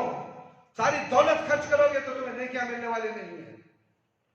میرے بھائی، میرے دوست، اللہ اکبر، کیا بتاؤ میرے بھائی، وہ جماعت ایسی ہے، پیشاب پاخانے کی ضرورت ہوتی ہے اس لیے دیر سے پڑھتے ہیں تاکہ لوگوں کو جمع کریں۔ میں نے کہا سبحان اللہ، جو نماز پڑھتے ہیں ان کا تو اتنا خیال، انتظار میں سنت کی خلاف ورزی کر ڈالتے ہیں، اور جو لوگ نماز نہیں پڑھتے ان کا کیا انتظام کرتے ہیں؟ اللہ کے نبی صلی اللہ علیہ وسلم فجر کی نماز غلط یعنی اندھیرے میں پڑھتے تھے، جیسا کہ اہل حدیث کی مساجد میں ہوتا ہے، یاد رکھو، اندھیرے میں آؤ، اندھیرے میں نماز پڑھ کر جاؤ، یہ تمہاری نیکی لکھنے والی ہے۔ اندھیرے میں صرف اللہ رب العالمین تمہیں تو پورا دنیا والے نہیں دیکھ رہے ہیں۔ عبادت وہ جو اندھیرے میں ہوتی ہے، تہجد کی عبادت ہے، یہ فرض عبادت ہے، تم اندھیرے میں آؤ۔ اللہ کے نبی صلی اللہ علیہ وسلم نے فرمایا اندھیرے میں نماز پڑھو، نماز پڑھنے کے بعد بھی اتنا اندھیرا رہتا کہ بغل والے کو تو پہچاننا مشکل ہو گیا تھا، بازو کھڑے رہنے والا اندھیرے میں پہچان نہیں جا سکتا تھا کہ کون ہے باہر۔ میرے بھائی، دور والے کو نہیں پہچانا جا سکتا، ہمارا یہ حال ہو گیا ہے کہ حسداً اجالا کرتے ہیں اور سورج نکلنے کا انتظار کرتے ہیں، اس کو یہ دلیل دیتے ہیں کہ سورج نکلنے تک انتظار کرنے میں لوگوں کو جماعت مل جائے گی۔ یہ دلیل اور سنت کی صریح خلاف ورزی دونوں میں کیا تک ہے؟ کیا نبی صلی اللہ علیہ وسلم کے عہد میں لوگوں کو پیشاب پاخانے کی حاجت نہیں ہوتی تھی؟ حاجت نہیں ہوتی تھی، ہوتی تھی۔ ایک بار اور ایک دیہات میں رات گزارنے کا اتفاق ہوا، وہاں بھی فجر کی نماز کے لیے مسجد میں گیا تو جتنے مصلی ہیں سب بیٹھے انتظار کر رہے تھے، بالکل اجالا ہو گیا تو ایک صاحب اٹھے، انہوں نے چراغ بجھا دیا۔ اللہ اکبر۔ 1960 کا واقعہ ہے۔ بات ہے کہ اس زمانے میں چراغ سے کام چلایا جاتا تھا۔ چراغ بجھانے کے بعد کھڑکی اور دروازہ بند کر دیا، مسجد میں اندھیرا ہو گیا۔ یہ کون سا اندھیرا بھائی؟ باہر اجالا ہو گیا، دروازے سب بند کر کے اندھیرے میں نماز۔ ایسا میں شاہپور میں ایک مسجد تھی، وہ بس اسٹینڈ کے سامنے پہاڑی پر، بس شاہپور میں رکا ہوا تھا بھائی۔ جب فجر کی نماز جلدی گیا تو اندھیرا مسجد شروع ہو گئی۔ ارے کیا بھی ہے، روم میں جا کے نماز پڑھ لیا، وہ مسجد کے اوپر لائٹ، مسجد بھی ہے لائٹ بھی ہے، پر لائٹ میں جا کے نماز پڑھ لیا۔ پھر نماز کے بعد اجالا ہوا دیکھا تو مسجد کھلی ہے اور پورے دروازے دریچے لیٹے بند کروا دے۔ پھر بھی ہم گھس کر اندر گیا، میں دیکھا تو کیا ہے، نماز پڑھی، باہر اجالا ہے، اندر اندھیرا کر کے نماز پڑھ رہے۔ یہ بھی ایک جماعت ہے میرے بھائی۔ ایسے بہت سے واقعات ہماری زندگی میں گزر چکے، ہم کھلے آپ کے سامنے بیان کر دیتے ہیں۔ چراغ بجھانے کے بعد کھڑی، کھڑکی دروازہ بند کر دیا، مسجد میں اندھیرا ہو گیا۔ نماز کے بعد میں نے پوچھا آپ نے ایسا کیوں کیا؟ جواب دیا رسول اللہ صلی اللہ علیہ وسلم فجر کی نماز اندھیرے میں پڑھتے تھے۔ واہ کیا جواب ہے! آپ اندازہ کریں علماء اکرام کس طرح عوام کو بیوقوف بناتے ہیں. غلط اور اسفار دونوں پر ایک ساتھ عمل ہو گیا اور کتنی آسانی سے ہو گیا. خواہ مخواہ لوگ کہتے ہیں کہ اجتماع ضدین محال ہے. عبداللہ بن عمر رضی اللہ تعالیٰ کی حدیث سے آپ نے جانا کہ مذکورہ دونوں وقتوں میں نماز پڑھنے سے منع کیا گیا ہے. اور اس علت بعض دوسرے حدیثوں سے یہ معلوم ہوتی ہے کہ ان وقتوں میں نماز پڑھنے سے اس لیے منع کیا گیا ہے سورج کی پوجا کرنے والے سورج کے نکلنے اور ڈوبنے کو اس کی پوجا کرتے ہیں اور اس وقت شیطان بھی سورج کے سامنے آ کر کھڑا ہو جاتا ہے کہ اسی بہانے میری بھی پوجا ہو جائے. اللہ اکبر اللہ اکبر. ان وقتوں میں اگر کوئی مسلمان نماز پڑھے گا تو اس کا رکوع سجدہ قوما اور قیام نہ سورج کے لیے ہوگا نہ شیطان کے لیے ہوگا اور نہ ہی سورج اور شیطان کی طرف اس کا منہ ہوگا بلکہ اس کی نیت خالص اللہ کے لیے ہوگی. رکوع اور سجدہ اللہ کی عبادت جان کر کرے گا لیکن اس کے باوجود ان وقتوں میں نماز سے منع کر دیا گیا تاکہ سورج اور شیطان کی پجاریوں سے مشابہت نہ ہونے پائے. آپ اندازہ کریں میرے بھائی میرے دوست عبادت کے معاملے میں اسلام کا مزاج کتنا حساس اور کتنا نازک ہے. جس عبادت میں قطعی یقین ہے کہ وہ محض اللہ کے لیے ہے سورج اور شیطان کے لیے نہیں ہے وہ محض اشتباہ اور وقت کے اشتراک کی بنا پر منع ہے. اب آپ فیصلہ کریں میرے بھائی میرے دوست اور خواتین اسلام. جہاں کھلا ہوا شرک ہو اسے اسلام کیسے برداشت کریں گے؟ خبروں کا سجدہ طواف چادر گاگر مرغا ملیدہ نظر و نیاز یہ سب عبادت کی قسمیں ہیں. ان عبادت کے علاوہ کس لیے جائز نہیں ہے کس کے لیے جائز نہیں ہے؟ یہ اللہ کی الوہیت میں شرک ہے. یہ خبروں کے طواف کرنا خبروں کی پوجا کرنا شرک ہے. خبروں پر جو نذرانے پیش کیے جاتے ہیں وہ اس عقیدے کے ساتھ پیش کیے جاتے ہیں کہ یہ اہل قبول ہماری مدد کریں گے. بھاڑ بھی مدد نہیں کریں گے تمہاری ہماری مشکل آسان کریں گے ہماری بگڑی بنائیں گے مال اور اولاد سے نوازیں گے دشمن پر فتح دلائیں گے وغیرہ وغیرہ. کیا کرونا پر فتح دلائے؟ کرونا میں لاشیں بکھر گئی کہاں گئے وہ تمہارے خبروں کے بابا؟ کیا وہ لاشوں کو بچا سکے وہ بیماریوں کو روک سکے؟ آکسیجن بیڈا نہ رہنے کی وجہ سے تڑپ تڑپ کر لوگ مر گئے.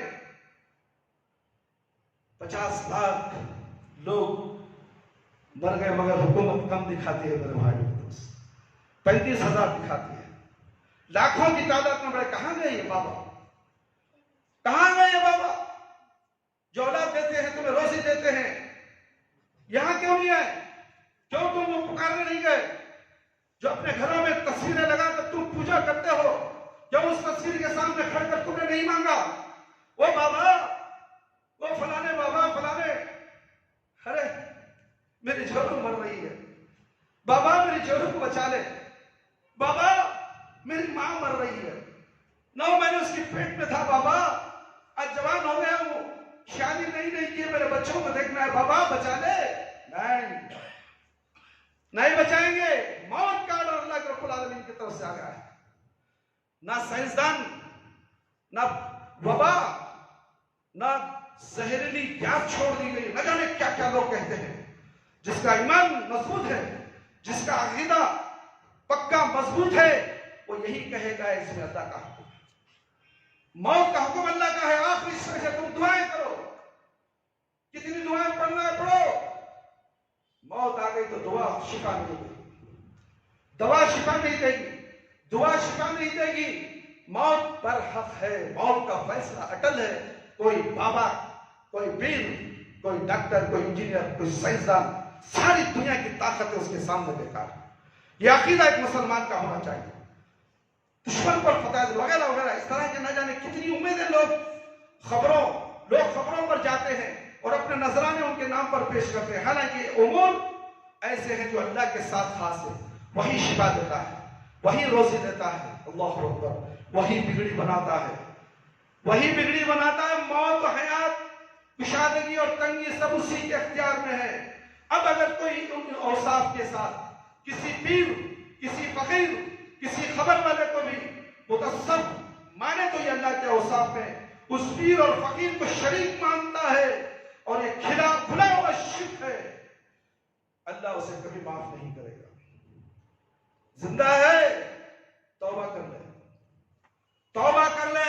عبداللہ نام کے مسلمان عبد الرحمن نام کے مسلمان تیرا نام اللہ کا نام ہے. اللہ کا بندہ عبد اللہ کا بندہ اور اس کی ماتھا جا کر خبر میں ٹیکے تیری پیشانی کے ہڈیاں جس کے سڑ جائیں گی وہ 9 من مٹی میں سویا اور تیرا یہ بابا نہیں سویا. اور نام رکھتا ہے عبداللہ، نام رکھتا ہے عبدالرحمن، عبدالغفور، عبدالکریم. اللہ اکبر. یہ اللہ کے نام اس کے ساتھ جڑا ہوا ہے. یہ اللہ کا بندہ ہے. عبداللہ کے معنی اللہ کا بندہ ہے. اس کا سر کہاں ہے؟ غیر اللہ کے سامنے. اس کا سر تو مسجد میں جھکنا چاہیے. مسجد میں رکوع اور سجدہ کرنے کے لیے آنا ہے، بلکہ اللہ تعالیٰ 5 وقت پکارتا ہے اس عبداللہ کو. مگر یہ عبداللہ کے کان میں چوں تک نہیں رہتی. دنیا کے کاروبار میں مصروف. تھو ہے ایسی زندگی پر، لعنت ہے ایسی زندگیوں پر جو تم اذان سن کر بھی لبیک نہیں کہتے. حی علی الصلاۃ اور کامیابی کی طرف، حی علی الفلاح اور حی علی الصلاۃ اور نماز کی طرف، حی علی الفلاح اور کامیابی کی طرف. تمہیں کامیابی پسند نہیں ہے. نماز کی طرف بلایا جا رہا کون؟ اللہ اکبر، اللہ اکبر. اشہد ان لا کی گواہی دیتے ہو، پھر حی علی الصلاۃ اور نماز کی طرف. کہاں ہے تم نماز کی طرف؟ کہاں ہے تم کامیابی کی طرف؟ کامیابی تو دنیا میں دیکھتے ہو، فٹ پاتھوں میں دیکھتے ہو. فٹ پاتھ کے کاروبار کرنے والا بھی فٹ پاتھ میں زندگی گزارتا ہے اور اسی فٹ پاتھ میں رکھ کر مر کے بھی چلا جاتا ہے. کلمہ نصیب نہیں. میرے بھائی، میرے دوست، اللہ کبھی معاف نہیں کرتا. اسی بات کو سورہ یوسف کی آیت کریمہ میں اللہ تعالیٰ نے بیان فرمایا کہ بہت سارے لوگ ایسے ہیں جو ایمان کا دعویٰ کرنے کے باوجود مشرک، شرک میں مبتلا ہے. ایمان کا دعویٰ کرنے کے باوجود بھی سورہ یوسف کی آیت ہے. میرے بھائی، میرے دوست، اٹھا کر قرآن پڑھو، قرآن کا ترجمہ پڑھو.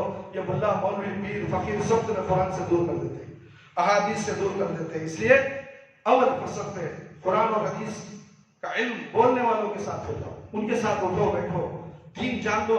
تم بھی جان لو، اپنے بیوی بچوں کو بھی سمجھاؤ. ورنہ یہ تمہارے بیوی بچے جو ہیں مرنے کے بعد تمہارے لیے عذاب جاگہ بن جائے. تمہارے بچے جو ننھے بچے ہیں آج، ان کو دینی تعلیم سے آراستہ کرو. اس مسجد تقویٰ میں مدرسہ تقویٰ تعلیم القرآن، صحیح علم، صحیح عقیدہ اور صحیح دین سمجھایا جاتا ہے. اس مدرسے میں بھیجو تو تمہارے گھر، وہ بچہ تمہارے گھر کو جنت بنا دے گا. تم ہاتھوں میں ڈولی، گلے میں ڈولی ڈال کر کہیں اور بھیجتے ہو. اور پہلے تو بچہ تو شعور میں نہیں ہے. اگر وہ شعور سے پہلے مر جائے تو جنت میں جائے گا. مگر تمہارا معاملہ کیا ہوگا کہ وہ بچہ 12 سال کا ہو جائے گا، 23 گھنٹے میں مرے گا تو جہنم میں جائے گا. اور تم تو 23 گلے میں ڈال کر 60 سال کے ہو گئے اور تم مرے گے تو تم جہنم میں جاؤ گے، جنت میں تھوڑی جاؤ گے. اللہ رب العالمین سے دعا ہے کہ ہم سب کو شرک کی آلودگیوں سے بچائے اور دلوں میں اپنا خوف، اللہ کا خوف، خشیت اور انابت عطا فرمائے. آمین یا رب العالمین. اللہ رب العالمین سے دعا ہے کہ اللہ تعالیٰ مجھے اور آپ تمام کے تمام قرآن اور حدیث کی باتیں سن کر اس پر عمل کرنے کی توفیق عطا فرمائے. اللہ تعالیٰ ہمارے گناہوں کی مغفرت فرما دے، شرک سے بچا لے، بدعت سے بچا لے. اللہ کرونا جیسی بڑی بیماری جو پھیلی ہے، ہزاروں لوگ، لاکھوں لوگ مر چکے ہیں اور نہ جانے کن کن کی باری ہے. اے اللہ اس کرونا کی بیماری کو جڑ سے ختم کر دے. اے اللہ اس کا خاتمہ فرما. اے اللہ جو بیمار ہو جائیں، اے اللہ ان کو شفا کلی، شفا عاجلہ، شفا کاملہ، شفا دائمہ عطا فرما. جو زیر علاج ہے بیماریوں میں، موذی بیماری میں، اللہ ان کو بھی شفا عطا فرما. اے اللہ مسبب الاسباب ہے، اے اللہ دواؤں کے اسباب عطا فرما، ہاسپٹلوں کے اسباب عطا فرما، ڈاکٹروں سے رجوع ہونے کے اسباب عطا فرما. اے اللہ قبر کے عذاب سے بچا لے، جہنم کی آگ سے بچا لے، قبر کے سوالات بالکل آسان فرما دے، قبر کی تاریکی کو روشن بدل دے، میدان حشر کو رسوائی سے بچا لے. اے اللہ ہمیں موت دے تو ایمان کی حالت میں موت دے. جب ہماری روح ہمارے جسم سے نکلے تو اللہ ہماری زبان پر کلمہ لا الہ الا اللہ محمد رسول اللہ جاری رہے. ربنا تقبل منا انك انت السميع العليم وتب علينا انك انت التواب الرحيم. سبحان ربك رب العزة عما يصفون.